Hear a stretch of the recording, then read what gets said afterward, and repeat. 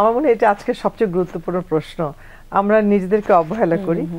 Self care বলে একটা term আছে, আমরা নারীরা সেটিকে মূল্যই দিই না।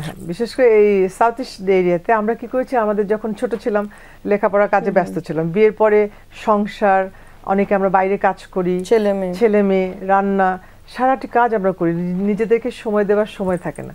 তারপর যখন মেনোপজ হয়ে যায় তখন ছেলে মেয়ে বড় হয়ে যায়, হয়তো এটি একটি সময়, কিন্তু তখন আবার আমরা নিজেদেরকে গুটিয়ে ফেলি। হ্যাঁ, মনে করি যে হয়তো একটা বিষণ্ণতে ভাবি যে আমার বোধহয় আর প্রয়োজন নেই সংসারে, আমার কাজ ফুরিয়ে গেছে, আমার ছেলেমেয়েরা আমাকে তেমন করে প্রয়োজন নেই, আমার হাজবেন্ডও তেমন করে দেখছেন না, নানাবিধ মানসিক দ্বন্দ্ব চলে। But that is not true. এটি একটি নতুন জীবন। এই জীবনটি কিন্তু আমরা এতটা বছর বেঁচে আছি, এটি কিন্তু একটা মানে আল্লাহর কাছ থেকে একটা মানে চাওয়া, একটা পাওয়া, একটা আশীর্বাদ।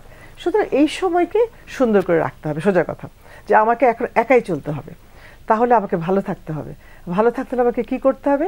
1 নম্বর জীবনযাত্রার পরিবর্তন, 2 নম্বর মেডিকেল চেক আপ, যেটি এখন অবতারণা হয়েছে, যে আমি কি সুস্থ আছি, বা আমাকে সুস্থ থাকতে হলে আমাকে কি করতে হবে। সুতরাং ওই নারীটিতে আমরা যখন কখনোই ডাক্তারের কাছে যাইনি, এখন যেতেই হবে, গিয়ে একটা এক্সিকিউটিভ চেক আপ করতে হবে। বিশেষ করে গাইনি চেক আপ, একটি প্যাপ স্মিয়ার করা, একটা আলট্রাসোনোগ্রাম করা, ব্লাড সুগারটা আছে কিনা, ব্লাড প্রেশারটা আছে কিনা দেখে নিতে হবে। এবং আমি যদি ভালো থাকি তাহলে তো বছরে একবার করে আমরা চেক আপ করবো। আর যদি কোনো কারণে আমাদের ডিজিজ বা ব্লাড প্রেশার চলেও আসে, ডায়াবেটিস চলেও আসে, হার্ট ডিজিজ চলেও আসে, সেটি তো যথাযথ চিকিৎসা রয়েছে, সেটিকে গ্রহণ করতে হবে। সুতরাং ভালো থাকতেই হবে, কারণ এই পরের পথ চলাটা অনেকটা একলা চলরে এমনটি। আর আমি ভালো থাকলে আমার সমাজকে আমি অনেক কিছু দিতে পারবো, অন্যের বোঝা হয়ে থাকবো না। সুতরাং স্ক্রিনিং যেটি প্রশ্ন এসেছে, আমার মনে হয় এটি একটি অপরিহার্য পার্ট অফ লাইফ।